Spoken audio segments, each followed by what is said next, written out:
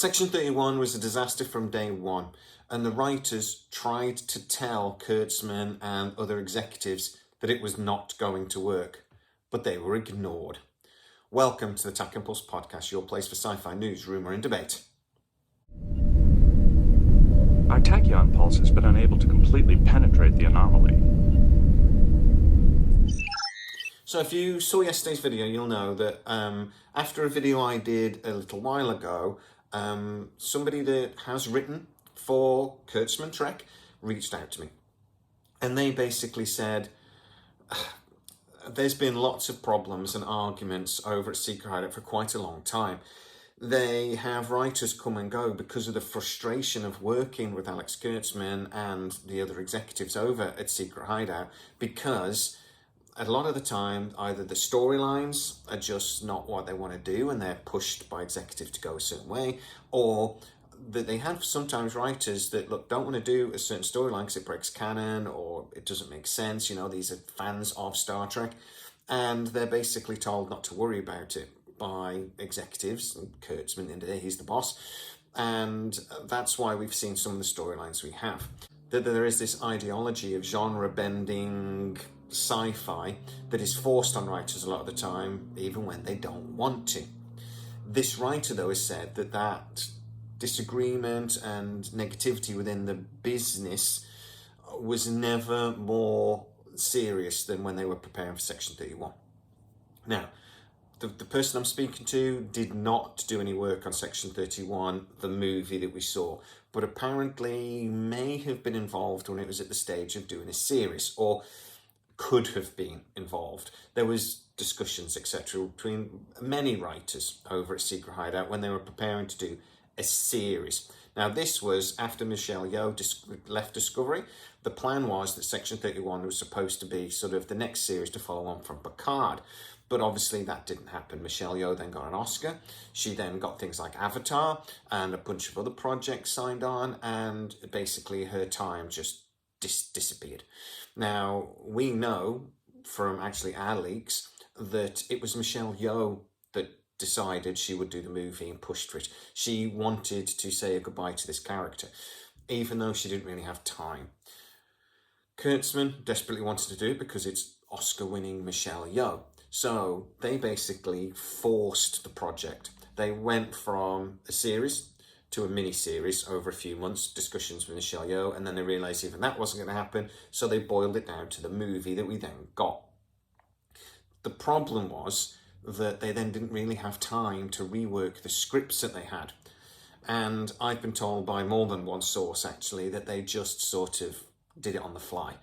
That they just basically took 4 scripts that were supposed to be, or 5 scripts that were supposed to be a 5-part series, and burned it down to an hour-and-a-half movie. Now, we also know that producers over at Paramount put a load of restrictions on the project that made that even harder.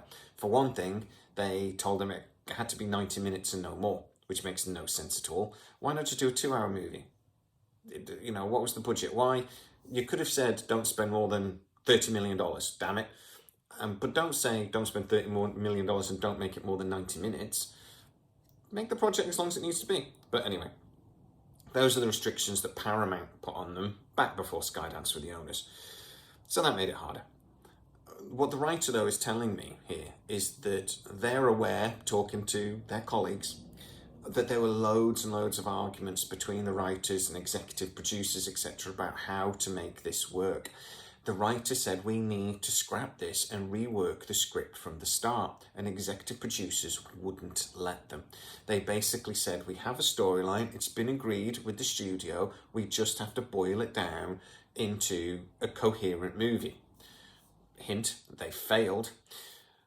I happen to know that, again, talking to the person I'm speaking to, that they had direct contact with people that then worked on the movie.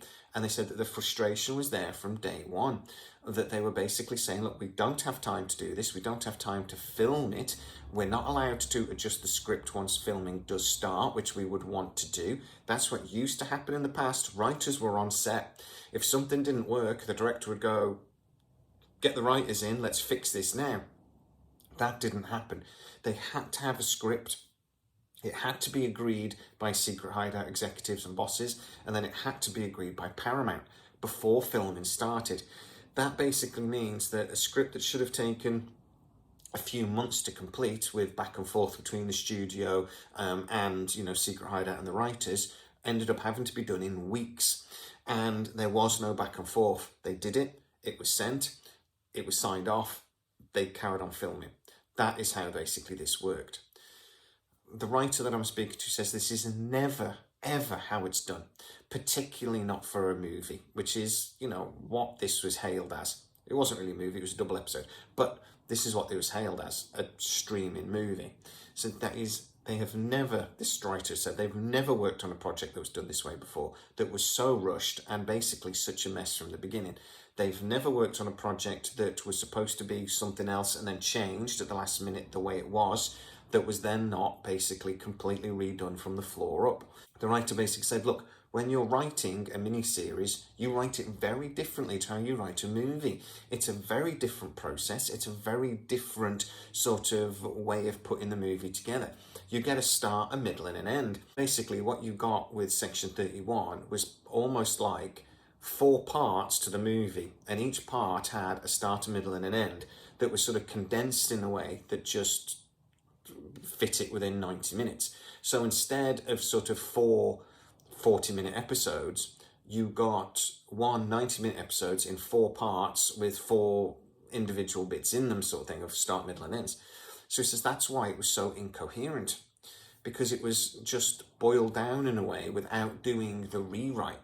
This person said to me, it's not that particularly difficult a story. It could have really easily been redone, but because of time constraints and because of this insane idea that it had to be done regardless, they didn't have time. So, yeah, Section 31 was doomed from day one, according to this insider. And to be honest, from what they're telling me, I'm not a writer. Don't get me wrong, I'm not a writer. I like to twiddle a little bit, but I'm not. But from what they're telling me, I can see how the process would normally work. I could see how that creative process would be needed. And I can 100% see how, because of decisions from the top down, that there was no chance this was ever going to work. This writer has become disillusioned, let's say, with working with Secret Hideout. I think that's fair to say. They've allowed me to say as much as I've said. I've checked this video with them before releasing, and if you're seeing it, they've said yes. So it's just, I think, indicative of this company, that there are people there that are willing to talk to people like me about how unhappy they've been. And to be honest, I'm not the only YouTube channel or different people from this area are talking about, because it's become quite toxic over at Secret Hideout from what I'm hearing. But guys, get into the comments to what you think. Is this a surprise? I don't think it is after watching the movie. I think this is nice confirmation, and it sort of explains a little bit, explains the process a little bit, but you can watch it and know that this was not prepared well. But get into the comments to tell me what you think. If you are new to the channel, please like, subscribe, hit that bell notification. It really helps us out and you'll never miss any of our new videos. Also, you become a member of the channel and get to see a lot of these videos before everybody else. Go check that out. As always, please stay safe, and I'll see you next time. Our tachyon pulse has been unable to completely penetrate the anomaly.